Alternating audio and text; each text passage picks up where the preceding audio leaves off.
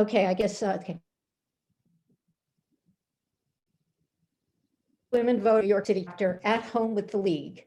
This is our first program in 2021. I am Joanna Leifer. I am the program committee chair for the New York City chapter. As most of you know, every month the program committee invites an expert speaker to talk about an important social or political topic impacting New Yorkers. For any new attendees here, welcome. I hope you will enjoy this program and find it informative. And I will give you some background on our programs. However, before we go on, I want to inform you that this program is being videotaped. So if you are uncomfortable being caught on video, please sign off now. This event will be online on our website shortly, and you can view it then. Okay, regarding our programs, the League has been offering these monthly speakers programs for years. The programs offer our members and interested people in the community an opportunity to get together, learn about our current policies, and to catch up with each other. Prior to COVID-19, we held these events live at the New York Society for Ethical Culture. But since the pandemic, we began presenting these programs virtually and have had a terrific response. Today, we have approximately 55 people signed up. We don't have quite that many who signed in yet, but that's quite a lot of people, showing we have a very interesting topic today. And we do. This evening, we have a really special program. Roger Carapan, who is a professor of political science at Hunter College and the CUNY Graduate Center, will be discussing climate change policy in what was the Obama and the Trump administration, and we'll consider what we can expect from the Biden administration. Next month is February, is Black History Month. Over the years, we have had impressive speakers. We had Letitia James speak to us. That's before she became New York Attorney General. And we had Eleanor Ruth Tatum, who is the publisher for the Amsterdam News, the oldest Black newspaper in the country. Last year, Jumaane Williams, our New York City public advocate, agreed to speak. Unfortunately, he was called away at the last minute, but we had a member from his staff speak in his stead. Today, we are talking to a few people for February. Actually, we've just gotten a response from the Apollo Theater. So we'll be announcing who will be speaking shortly. Introduce Leslie Siegel. Leslie is one of the League's co-presidents, and she is a Zoom expert as well. Without her, we probably would not be able to put together these programs. So Leslie will give you more information about the League and some of our upcoming events. Leslie, are you there? I'm here. Can you hear me? I can hear you. Awesome. For that kind introduction. So hello, everybody. First of all, again, Happy New Year. Somehow we all made it through 2020. So I think a big celebration is due just for making it through. Hopefully this year will be better. Certainly it's a busy year for New York City this year. And the League will be extremely active throughout this year as we lead up to the citywide elections in November.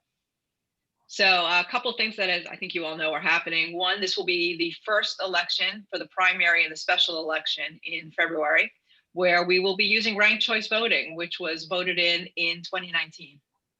So that's a big change, and we're coming up with our education and training plans. I know Laura Quigg and her team are really, working actively to develop the right materials to make sure that all New Yorkers who have to vote February 2nd and in June during the primaries understand how to do ranked choice voting.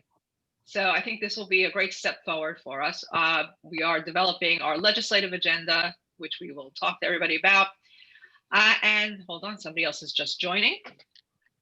So there's just a lot going on right now, which is great. If you're not a member, I encourage you, please join. It's a great time to join. As I said, there's so much going on right now with this election coming up. So I think this year will be just as busy as last year was. Becoming a member does several things. It really helps you help your community to understand how to become an active, engaged partner and participant in our city government, in all forms of government. Understand what's happening at the city level and make your voice heard. The other thing though, right now, I'm very excited, is this Thursday, we are having our Tea for Three event, which is a one-woman show about 3 first ladies, and it's all done separately. There's only one woman doing it, Elaine Bromka. And it's a show about Lady Bird Johnson, about Pat Nixon and Betty Ford. This is available for free to all of our members. And if you're not a member, there's still time to join and sign up for this great event. So hopefully you'll be able to join us. Again, it's this Thursday, the 14th at 6 p.m. Just to let you know, the office is closed this Monday for Martin Luther King Jr.'s holiday birthday. So just be aware, this Monday, January 21st, the office is closed. And coming up next week, we have the Housing Justice Committee on the Thursday, the 21st is not Monday. That is not when the office is closed. That's Thursday of next week. The office is closed on the 18th, which is Martin Luther King Jr. Day. On the 21st, we're at 6:30 p.m. We're having our Housing Justice Committee meeting. So if you're interested in, all topics around housing and how to make it more equitable and just in New York City, go to that committee. It's open to everybody. It's free. And then our Census and Redistricting Committee, who will be very focused on redistricting this year, is meeting at 6:30 on Wednesday, January 27th. So if that's something that is very interesting to you, please register for that. Again, no cost, open to everyone. So with that, I'm going to turn it back to Joanna. Thank you. Thank you. And yes, happy 2021 to everyone. I was walking down the street the other day and I saw this big sign in somebody's window that said, 2020, good riddance. I thought that was funny. And let's hope that this is a good year. Before we introduce our speaker, there are a few details that you should know about. First of all, during this talk, you all will be muted. This is to avoid any distractions, any outside noise. After the talk, we will have a 15 to 20 minute Q&A. We can't have everybody personally asking questions, but if you can type your questions into the chat function, which you'll find at the bottom of the screen, you can address that either to Leslie or to everyone. And after the presentation, Leslie will read them out and Professor Carapan will answer. Now, to introduce our speaker. Roger Carapan is a professor of political science at Hunter College and the CUNY Graduate Center. He is an expert on climate change policy and renewable energy policy in the United States, Germany, and Canada. His book, Political Opportunities for Climate Change, California, New York, and the Federal Government, won the Caldwell Prize for the best book on environmental policies, awarded by the American Political Science Association. We are really fortunate to have him, and we're looking forward to hearing what he has to say about upcoming environmental issues. Thank you very much, Dr. Carapan. Thank you, Joanna, for that introduction and for the invitation to speak here today. And I'd like to thank everyone in the audience for coming to this Zoom meeting. And I especially also want to thank the League of Women Voters for the work you do to keep our electoral democracy functioning. The last election has shown that our democracy depends on the dedication of countless volunteers and state and local officials and judges who passionately care about free and fair elections. So thank you. Today, I'll be talking about climate change policy in the Obama, Trump, and Biden administrations. And I'll be showing slides from time to time, for example, right now, the title slide. So the talk is going to be on all three administrations. I wrote a book about US climate policy from its beginnings through the end of the Obama administration. And I've been waiting actually 4 years to give this talk because I expected, like many of us, that Hillary Clinton would be elected president and that there'd be continuity in climate policy and continued interest in climate policy after that election in 2016. But now 4 years later, we've reached that point that I thought we would be at 4 years ago. And I'm happy to be here today talking about the climate policies of the Biden administration. Now, like you, I'm most interested in discussing what the Biden administration is likely to do on climate policy. But first, some background is necessary in order to understand where we are, how we got here, and where we're likely to go next. So, first of all, global warming or human-caused climate change or anthropogenic climate change is a serious public problem. There's a very broad scientific consensus that human beings are altering the climate through greenhouse gas emissions in ways that are harmful for ecosystems, human life, and the economy. There's increasing evidence that the climate's already been impacted. We have more severe heat waves, wildfires and storms. We have heavier precipitation events, coastal flooding, even on sunny days in some areas of the country. It's widely reported in the news. This is an issue that many people are aware of and are being given lots of information about. And I want to share my screen again to show you how this issue has risen in the news in recent years. Let me see if I can advance the slide. Here we go. This is from 20 years worth of reporting on climate change and global warming in 5 newspapers and in the United States. And what you can see here is that there was a pretty large increase beginning around 2007, even before Obama became president. And so we had a big focus on the issue for 2 or 3 years, 2007, 2009, and there was a little bit of a drop off, but then another big increase beginning around 2014, and big peaks in interest in 2016 and 2019-20. There's no sign that this issue is going away. And so it's on the public agenda. Now, another thing about this issue is that public opinion has moved in the direction of seeing it as an important problem. This is about 20 years worth of public opinion data on a number of questions. People who believe that global warming is caused by human activities. It's about 64% right now. Believe that the effects have already started. It's about 61%. And on most of these measures, you'll see that there's been an increase from 2001 to 2020. There was a dip down during the last recession, the 2008-2009 recession. And then since then, there's been a recovery. And so the trend lately has been upward. So the issue is in the public attention and something that people are increasingly concerned about. So I will stop the share now. And at the same time, and perhaps this is puzzling, the United States has had relatively weak climate policies on the whole at the federal level of our government compared to other countries that have rich economies and democratic government.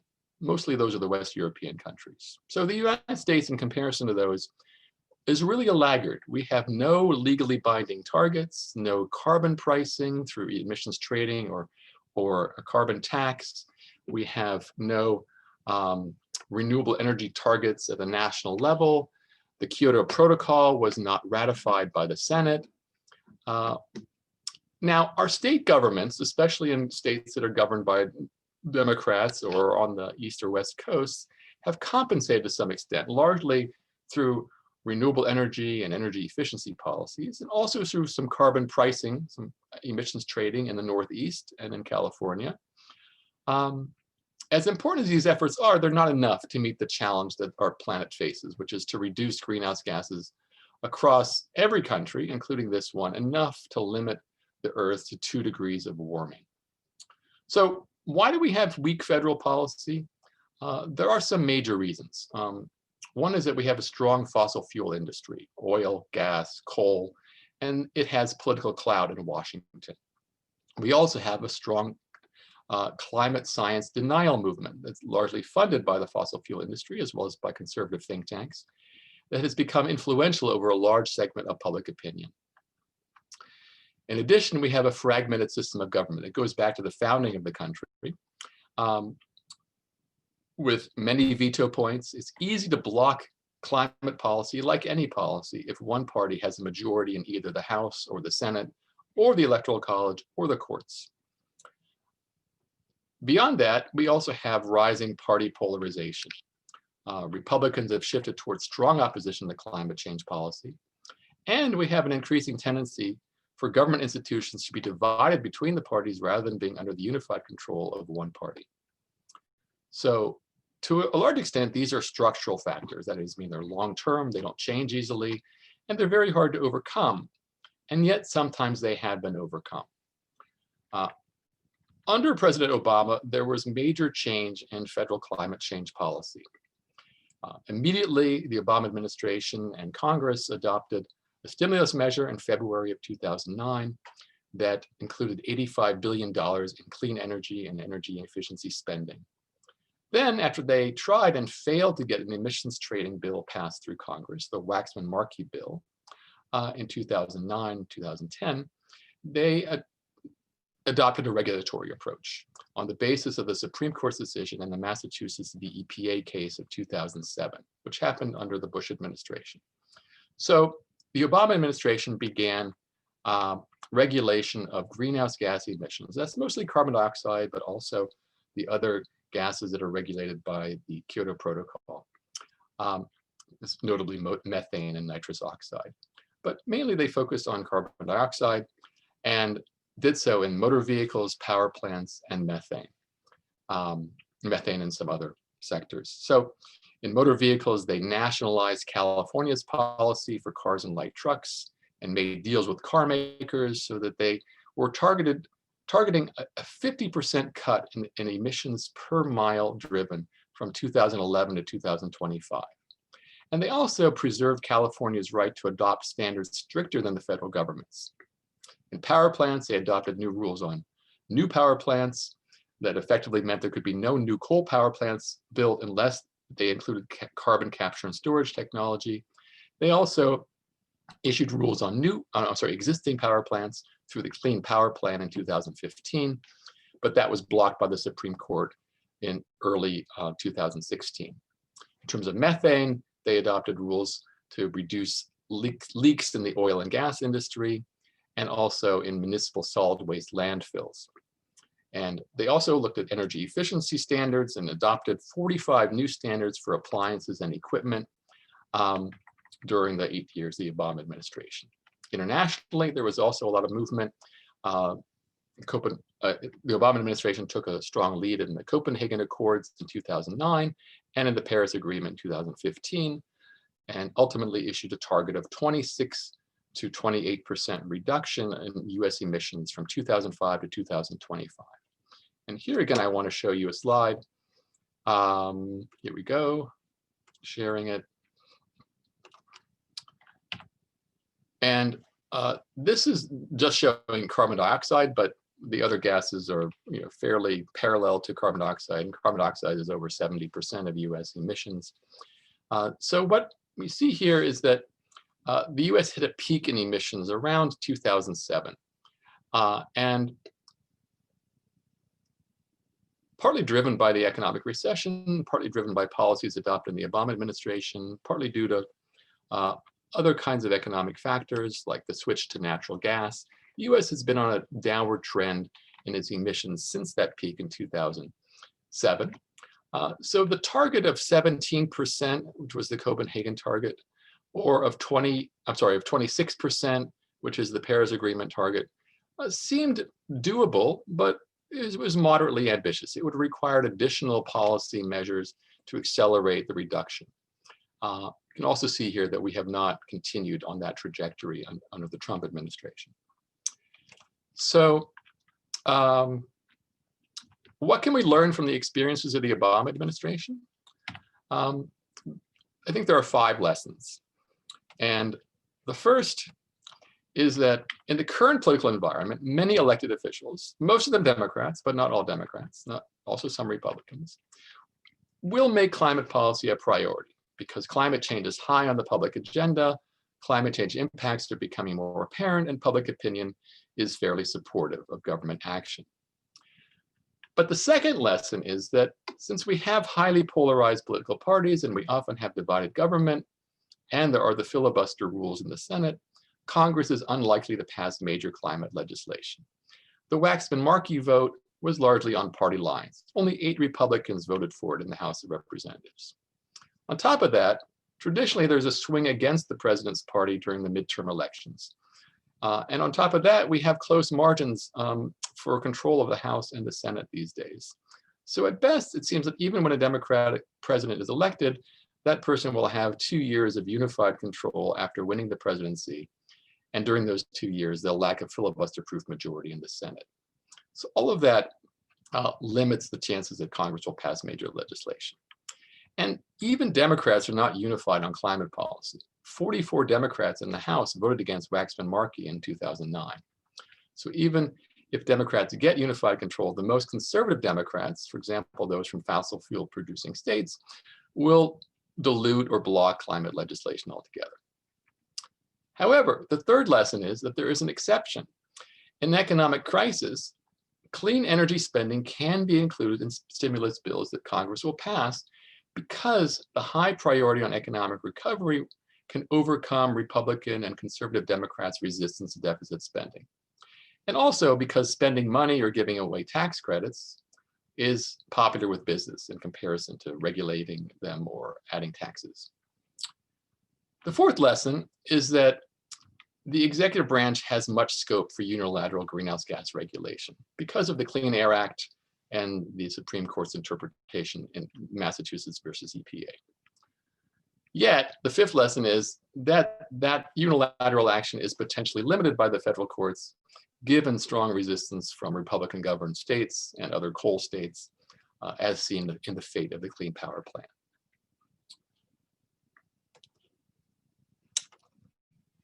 So, next part of the talk is, what did the Trump administration do? Well, they attempted a complete reversal of Obama's policies. And in climate policy, Trump was motivated by 2 things: his personal desire to do the opposite of what Obama did, and secondly, the Republican position on climate change, which is to downplay and raise doubts about the issue, to say that the government's doing enough already on it, that doing more would be too damaging to the economy, and that hence to pursue deregulation, and hence they would want to pursue deregulation in this area as in other climate policy areas. So Trump reversed most of Obama's policies. Internationally, Trump suspended participation in the Paris Agreement, officially effective last November. In the regulatory areas, motor vehicles, power plants, methane regulation rules were rolled back or weakened. The fuel economy increases for motor vehicles were very much weakened, so 1.5% per year instead of 5% per year for the last 5 model years. California's authority to set its own vehicle standards and electric vehicle mandates was revoked, although that's in litigation right now. The Clean Power Plan was blocked, and in methane, the regulation of oil and gas industry, those new rules were rescinded, and the landfill regulations were delayed until 2021. In energy efficiency standards, the Trump administration also froze them in place or rolled them back. They missed deadlines for 21 standards that were supposed to be revised, and they rolled back standards for some products like incandescent light bulbs or shower heads. In addition, they also changed the calculation of the social cost of carbon. That's a number that the federal government uses in its cost-benefit analyses of environmental rules. And the Obama administration had a price of $45 per ton. That's an estimate of what the costs are of carbon dioxide emissions for the economy. That's been reduced from $45 to $7 per ton by the Trump administration.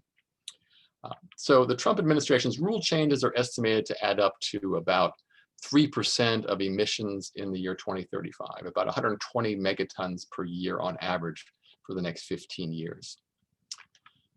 So like with the Obama administration, there are some lessons from the Trump administration. The main lesson is what a Democratic president can do through executive action can be undone through executive action by a Republican president. Therefore, it seems that congressional legislation might have produced a more durable, stable climate policy system, assuming it wouldn't have been blocked by the courts. Now we finally come to the Biden administration. What can we expect from Joe Biden and his cabinet? Overall, there's every reason to think that climate policy will be a major priority for the new administration, and that it will creatively and vigorously try to adopt and implement and institutionalize an ambitious policy. So at the same time, there's every reason to think that their efforts will be constrained by Congress and the courts, and I'll talk about that more later on. So first of all, there are strong signs that climate change will be a high priority after COVID and the economy, but very close behind those two issues. Biden issued detailed plans on climate policy during the campaign. He emphasized the issue in his campaign speeches and in his post-election statements. And his announced nominations include experienced, strong climate policy advocates in key positions. So if we look at his plans, which are very long, we can see that they are ambitious, comprehensive, and detailed. And he actually issued two sets of plans, one in the summer of 2019 and one last July. So they changed, they became more ambitious. In 2019, he wanted to spend $1.7 trillion over the next 10 years. Last July, he changed that to $2 trillion over the next 4 years. So an acceleration, which I think is due to pressure from the Democratic Party's progressive wing, and also due to the opportunities presented by the current economic crisis, the need for economic stimulus. So the plan has a couple of overall features. One is ambitious goals for greenhouse gas reduction through clean energy and energy efficiency. It calls for net zero emissions by 2050. So compare that to a 26% reduction by 2025. So this is a 100% reduction by 2050, and with legislation to enforce that. It also calls for the electricity sector to become completely carbon-free by 2035, so just 15 years from now. Second major feature is that it's premised on green growth. It doesn't pit the economy against environmental rules, but tries to find ways for a transition to clean energy to create jobs and spur economic growth. Another major feature is that workers and disadvantaged communities are also to benefit in particular. So it makes plans in major areas, which I'll just talk about briefly. Electricity, in the electricity sector, the plan calls for a clean electricity standard for utilities and grid operators. It calls for reforming and extending energy efficiency and renewable energy tax incentives, and for a doubling of offshore wind power by 2030. In the area of infrastructure, it calls for much spending on roads, bridges, waterways, and schools, but it says that all investments must reduce greenhouse gas emissions. So it's not just going to be building out our infrastructure, but trying to use it for climate policy. Mass transit is supposed to be provided in all cities that have over 100,000 population by the year 2030, 10 years from now, including rail, bus, bicycle, and pedestrian infrastructure. Biden also wants to improve the railroads, maybe not too surprisingly, given what a fan he is of Amtrak. He wants to speed up the Northeast Corridor, extend it to the south, build a new Hudson River tunnel, and move forward on high-speed rail in California and coast to coast. The plan calls for major changes to buildings with 4 million energy efficiency upgrades, 2 million homes to be weatherized, another 1.5 million affordable homes to be built, a net zero emission standard for new commercial buildings, by 2030, and also an overdue improvement in appliance and equipment standards. In the vehicle area, they want to move back to the Obama administration's approach of ambitious fuel economy standards, but also go beyond that to use federal purchasing of clean vehicles to help to jumpstart the electrical vehicle market, and all new US buses, US made buses to be electric by 2030, and 500,000 charging outlets by that year. And also the full restoration of the electric vehicle tax credit, which right now GM and Tesla no longer qualify for because they've sold too many vehicles to qualify. And a few other sectors worth mentioning in the financial area, the Securities and Exchange Commission is expected to rule that firms must disclose financial risks due to climate change to their shareholders. This could lead to major shifts in investment and in the behavior of firms. And the Defense Department is supposed to make sure that it increases the resilience of its facilities to climate change impacts, and also adopt more renewable energy and energy efficiency measures, and purchase a lot of batteries and electric vehicles. The Biden administration also calls for, the plan calls for a massive increase in R&D spending, which Congress would need to approve, $400 billion over 10 years on clean energy research and development, to be led by a new ARPA climate agency. And the areas include battery storage, advanced nuclear power, refrigerants, buildings, hydrogen fuel cells, and carbon capture and storage, known as CCS. There's also some plans for fossil fuels. I mentioned the methane regulation already, that returned to the Obama administration's approach there, but also an end to subsidies for fossil fuels, no leasing on federal lands, including in the Arctic, plugging old oil and gas wells to create jobs. Coal miners are to get full pensions and health benefits, and there should be investment in coal and power plant communities, according to the plan. The plan is lukewarm on nuclear power. It says we need to identify its future by looking at the cost, safety, and waste disposal issues. The plan also calls for adaptation to climate change, redesigning building codes, providing for incentives by the insurance industry to incentives for climate resilient structures, and federal government investing in resilient infrastructure. And finally, internationally, there's a lot to say about foreign policy in the plan. Biden plans to bring the US back into the Paris Agreement, to take a leading role in pressing other countries for more reductions in their emissions through a climate summit. In trade policy, potentially using import taxes as leverage, they're called carbon adjustment fees, and leading an international coalition to try to block China from exporting its carbon pollution through its infrastructure investments in other countries. If we step back from the economic sectors, there are two other major foci worth mentioning. Environmental justice is one. 40% of the clean energy and infrastructure spending is supposed to benefit disadvantaged communities. And the government would create a new environmental justice screening tool to guide decisions, and a new division on environmental justice within the Justice Department. Probably just as important, there's to be more environmental enforcement of existing pollution rules for disadvantaged communities, including criminal enforcement to try to ensure access to safe drinking water. The other factor to talk about a little bit is labor. The aim here is for local, diverse union labor, at least well-paid labor, and the plan calls for 10 million new clean energy jobs. What's notable also is what's not in the plan. There's no ban on fracking, no ban on new pipelines, although Biden has said that he will block the Keystone XL pipeline in particular. There's a 100% renewable energy target not in the plan. That's not in there. Rather, nuclear and CCS are part of the proposed solution. Both would be greenhouse gas emissions free. And also, there's no carbon tax or emissions trading system, unlike what Obama tried in 2009, the Waxman-Markey approach. However, Biden does say he wants an enforcement mechanism from Congress, and that sounds like a carbon price. He says polluters should pay and the whole economy should bear the costs. So it's kind of like calling for a carbon price without using those words. The impact of the whole plan would be enormous, of course. If we really go to zero emissions by 2050, that would be about 2.5 gigatons per year in reduction.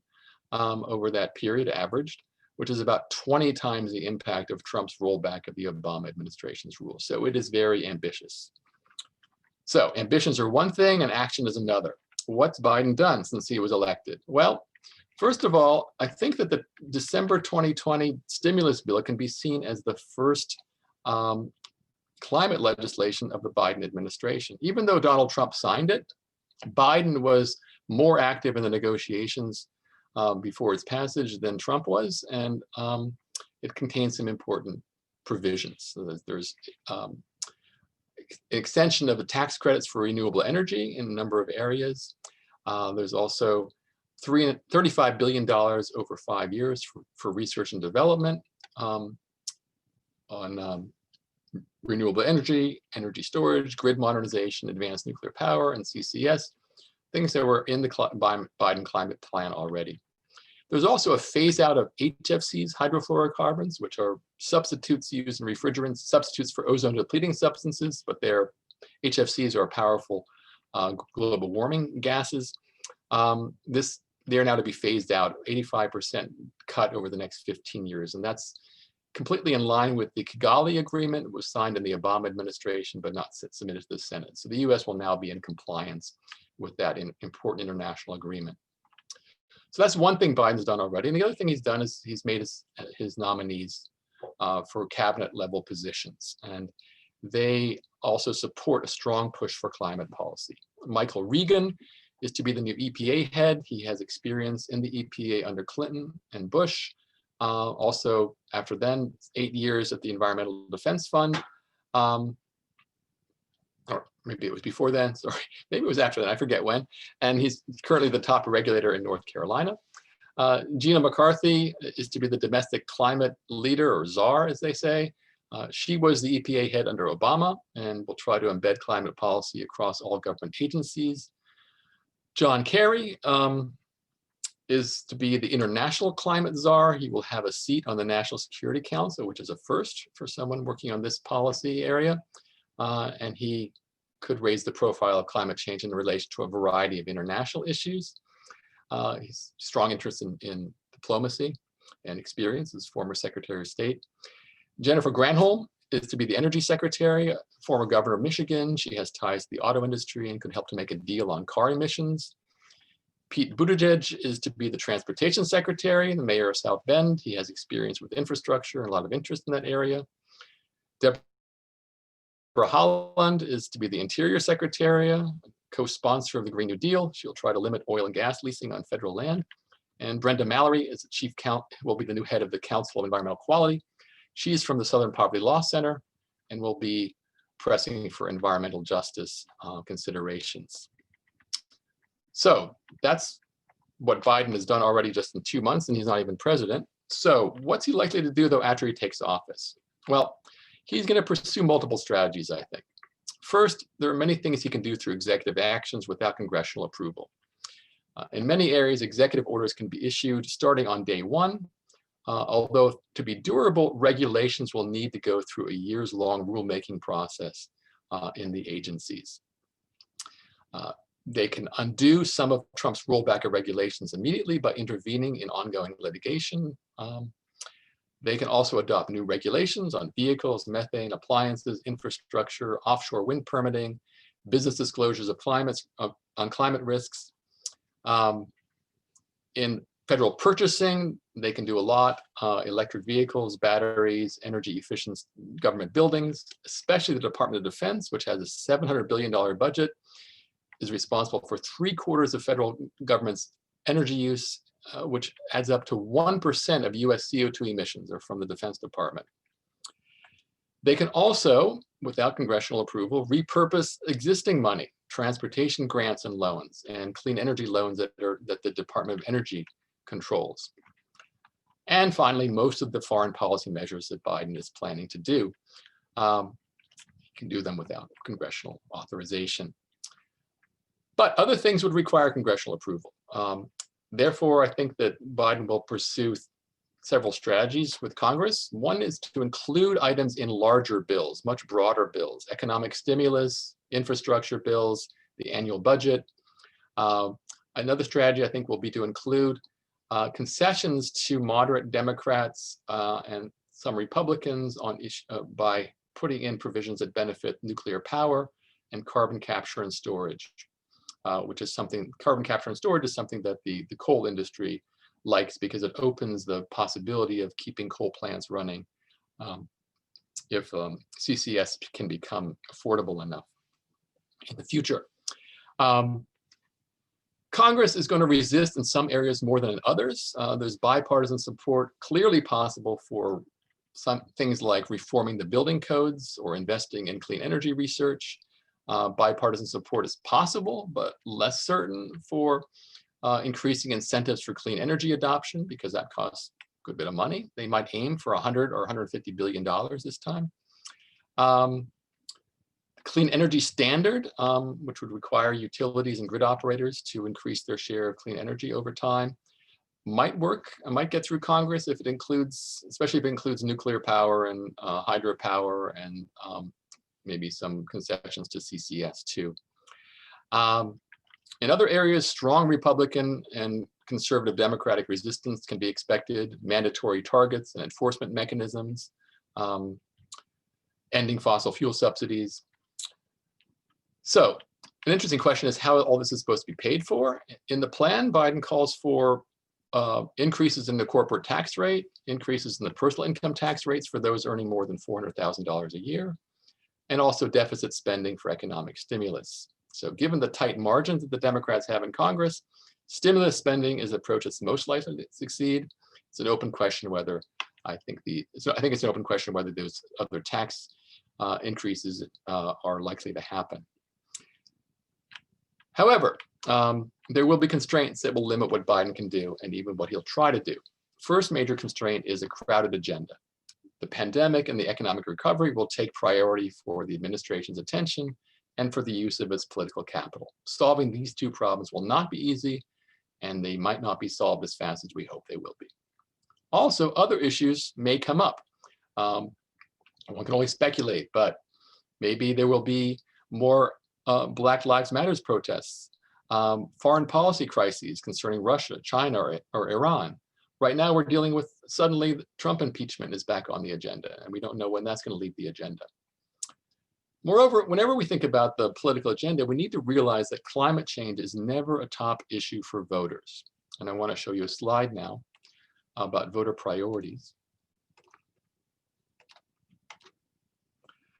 So this is a little smaller to read, but if you look at climate change, it's down here where my cursor is. Climate change is the 11th out of 16 issues here. That's ranked by, people are asked, please tell me how important the candidates' positions on this issue will be in influencing your vote for president. The percent who say extremely important is in light green, very important is in dark green. So if you rank it by extremely important, climate change is issue number 11. The economy, national security, coronavirus, healthcare are the top issues. If you add in those, the very important, the share who say either very important or extremely important, climate change drops to issue number 15 out of 16. Only relations with Russia are less of interest to the voters as a whole. So the issue is never been a top issue for voters, and it isn't right now. Moreover, the economy takes priority for voters during economic downturns. The next slide helps to make that clear. This shows a question that Gallup has been asking since 1984, which is, do you think protection of the environment should be given priority, even at the risk of curbing economic growth? Or should economic growth be given priority, even if the environment suffers to some extent? And when you ask that question, most of the time people say that the environment should be given priority. But when there was a sharp economic downturn in 2008, that flipped, and we had a majority, or at least a relative majority, who thought that the economy should get priority. And that lasted from about 2008 to 2013. So it took a while, even after economic recovery started, for us to get back to a majority preferring the environment over the economy, where there are trade-offs. There's no data point for 2020, and Gallup didn't ask it this year for some reason, but the indications I've seen are that there has been a dip in people's interest in the climate change issue that would be consistent with the economic downturn. So it's going to be, to some extent, a factor, especially if there are measures that seem to be economically costly. Okay, so that's the first constraint. There's a crowded agenda. The second one is that the budget deficit has been enormous. It was about $3 trillion last year, and concerns about the deficit are going to rise as we begin to get into economic recovery mode. And so any spending or tax incentives for climate policy are going to be criticized, at least by Republicans and maybe by some moderate Democrats, because of their impact on the budget deficit. Third constraint comes from congressional Republicans. Given partisan polarization and the filibuster rules for the minority in the Senate, climate change is one of the most polarized issues for voters, which I want to show you in the next slide. Again, this one's pretty small, but the point here is that the blue bars are on issues that the length of the blue bar says how much Democrats care about the issue. People are asked how much the candidate's position is the candidate's position on the issue extremely or very important to me. So the Democrats' top issues are healthcare, coronavirus, race relations, and climate change, in that order. Republicans' top issues are different, but the point here is that the gap between the Democrats and Republicans' issues is largest for climate change compared to every other single issue. 88% of Democrats think it's a very important or extremely important issue, only 23% of Republicans. So it's a 65 percentage point gap. If you look at these other bars here, there's no other issue that has a gap anywhere approaching what it is for climate change. So it's a polarized issue in the public, and it helps to keep it a polarized issue between the parties in Washington. And this means that congressional Republicans will be strong opponents of most climate policy measures. So I think I can stop the share now. So that's the third constraint, congressional Republicans. The fourth constraint is conservative Democrats in Congress. The Democrats will have the narrowest possible majority in the Senate, 51 to 50. So the most conservative Democratic senators will limit the Biden administration on any major climate legislation or spending bills, or any attempt to abolish the filibuster. In particular, Joe Manchin, senator from West Virginia, who will probably be the new chair of the Senate Energy Committee. He's on record as being opposed to abolishing the filibuster, and he's a strong advocate of the coal industry. The fifth constraint, finally, is the federal courts concerning Biden's regulatory efforts. Because of conservative judges' hostility toward administrative power, it's now an open question how much the Supreme Court will do to block climate policy, now that there's a 6-3 conservative majority and John Roberts is no longer the swing vote. So those are constraints. They're important ones, but there are also some factors that might promote climate change policy during the next 4 years. In particular, businesses have shifted toward promoting or accepting climate policy, and that shift has continued over the last 4 years. Now, this may be surprising. Let me explain why. Businesses have a number of different possible motives. They may prefer to have one national regulatory standard rather than having to meet a variety of different state-level standards. They may want to shape climate policy by getting on board and supporting it instead of having a climate policy imposed on them. They may already need to meet greenhouse gas standards in other countries, especially the European Union, and therefore they would actually gain an advantage on their competitors if the US adopted stricter standards. Businesses might want a large US market for their own climate-friendly products so that they can develop them and then export them to other countries. Or businesses may simply want to have a green reputation in order to attract workers and consumers. So for these reasons, in many areas, some businesses at least have been in favor of climate policies. Concerning HFCs, the manufacturers wanted to have that phase down passed, the one that passed last month. Utilities are beginning to support the clean energy standard, especially if it includes nuclear power and hydroelectric power. The Edison Electric Institute is very important here. That's their trade association. They see an opportunity through the electrification of transportation and industry for more demand for electricity, more profits for utilities. And an important part of this is that wind and solar energy costs have fallen dramatically. So now new plants are more, if they are wind and solar, they're competitive with new natural gas plants and also cheaper than new coal and nuclear plants. And that might be a little surprising. So I want to show you a couple of slides about that before I wrap up. So here is what's called the levelized cost of electricity, including tax subsidies. And on the left side of the chart here, that's what I want to focus your attention on. The blue stands for natural gas, the green for onshore wind, and the yellow for solar photovoltaic. And we have 3 different time frames here, 2022 up to 2040. For all 3 of these time frames, we have the x-axis here shows you low cost to high cost.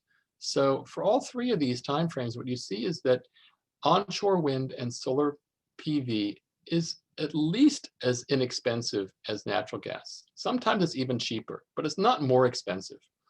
It's competitive with those with a natural gas fuel source.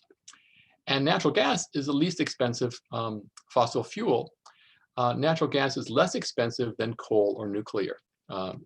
This shows, here again, the x-axis shows cost, and you can see that coal or nuclear cost about $75 per megawatt hour. If you build a new plant, that's how expensive the electricity is going to be from those sources, compared to natural gas, solar, or onshore wind, where the price is likely to be between $30 and $40 per megawatt hour.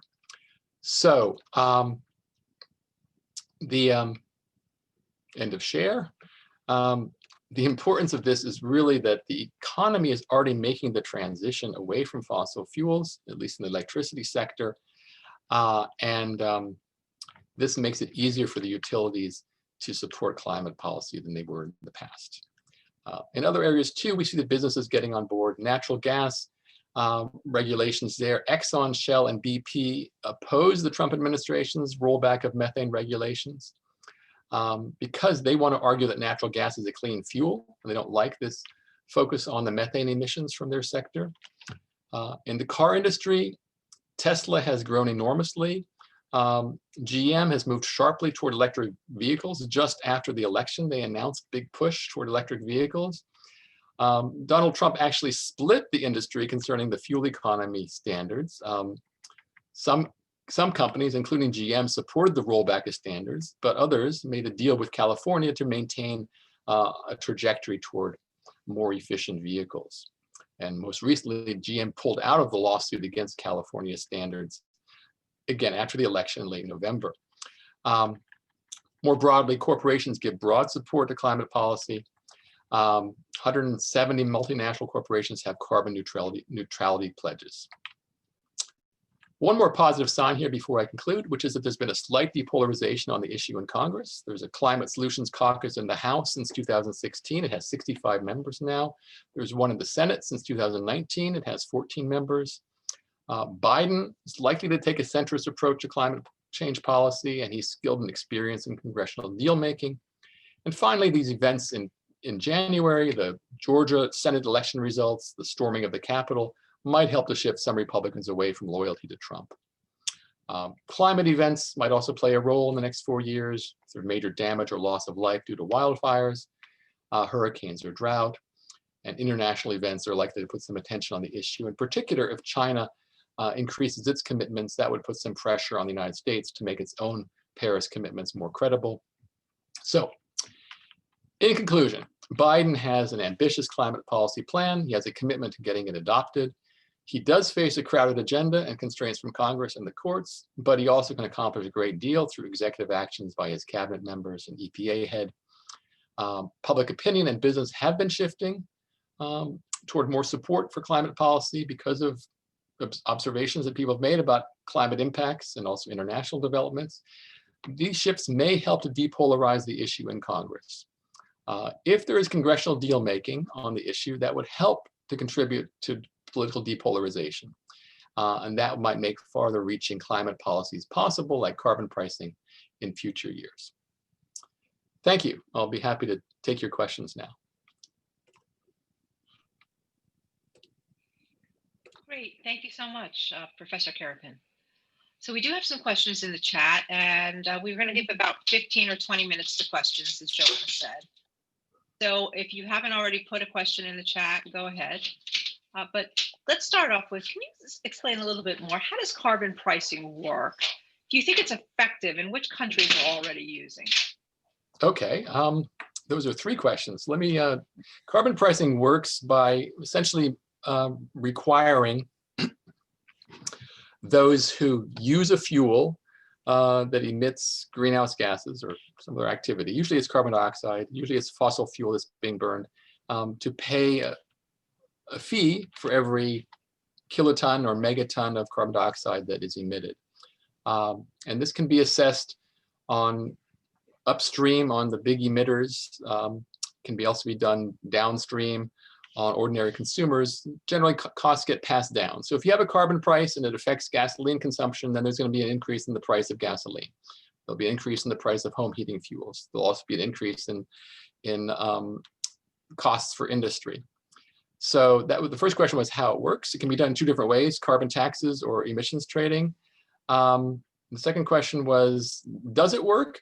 It makes some impact. In California, it's been making some impact. It hasn't made an impact in the Northeast. We have something called the Regional Greenhouse Gas Initiative, RGGI.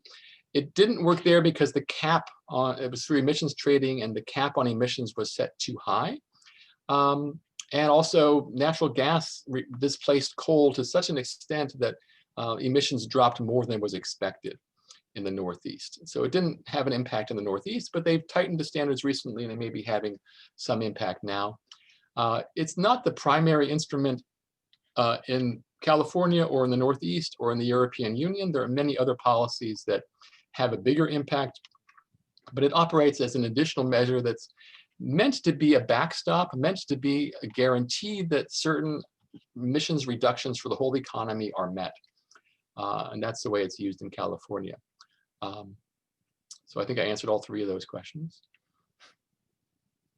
Write that on. What are the kind of policies and tools that work better? Well, that's a really good, I'm glad you asked. I mean, my book was actually about that. Did you read my book, Leslie? There's a big impact, big focus in my book on looking at the policies that are most effective. And so regulation is probably actually the most effective method. I mean, economists love carbon taxes and carbon pricing because it's a market instrument, and that's in theory more efficient. There's less loss, less unnecessary cost. But it turns out regulation has been used more than carbon pricing has. Carbon pricing is politically rather unpopular because it also hurts consumers in ways that are fairly visible. That's one of the reasons why Waxman-Markey was defeated. So regulation is more popular with the public, and often it's popular enough with business too, because they can try to shape the regulations. At least some businesses can benefit from them or not be harmed too much by them. Regulations like the fuel economy standards for cars and light trucks, or the methane rules, or power plant regulation. There are many ways in which power plants are regulated. Many of those methods tend to reduce coal burning because coal has a lot of bad health effects aside from greenhouse gas emissions. So coal has been squeezed by more regulations, and also by the fact that natural gas has become less expensive than coal. So another thing that's very effective is incentives for renewable energy or energy efficiency, because that leads to more investment in areas that otherwise would get too little investment. And those sectors have grown, and energy efficiency has a payback, so people can see that they get their money back within a reasonable period of time.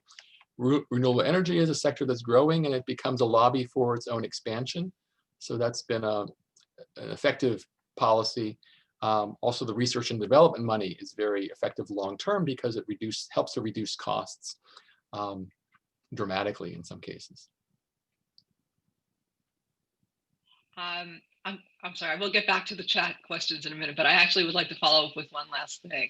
So the League, as you've noted before, we're an activist organization. We want to do things to kind of like help improve society. Given that regulation and incentives for renewables work really well, what do you think we can do as citizens and activists? Well, I think, you can think about Albany and you can think about Washington. So I haven't been following the developments in New York as closely recently, but I think you can support whatever measures may come up in the state legislature that are in line with the state's ambitious plans for greenhouse gas emissions reduction and for its new renewable portfolio standard. A lot of this goes through regulation in New York, so rather than through the legislature. In terms of in Washington, I think you could think about who are your Republican members of the House that you might want to try to have polite conversations with about the importance of this issue and how it can be a win-win, how it doesn't have to be a loss for traditional Republican constituencies. And it's a special importance for New York City, of course, because of its vulnerability to sea level rise and the ways in which it might benefit from other kinds of certain policies, such as the Hudson River Tunnel. All right, I'm back to the questions in the chat now. So one question is, all of the Biden plans, they sound good, they sound ambitious, but what's the risk if 4 years, 8 years from now, we wind up with a Republican administration? What do you think happens? Well, I think that will largely depend on what kind of Republican administration it is and where business is 4 years from now. But because business is still an important constituency for the Republican Party. It's been overshadowed, I think, by the nature of Trump's coalition, but it's going to be a long-term, durable constituency for the Republican Party. And business is shifting in favor of climate policy. And with at least 4 years of Biden climate policies, I think it's going to be shifting further in that direction. So that will help, I think, to support the Republicans in making a move back toward the center on this issue.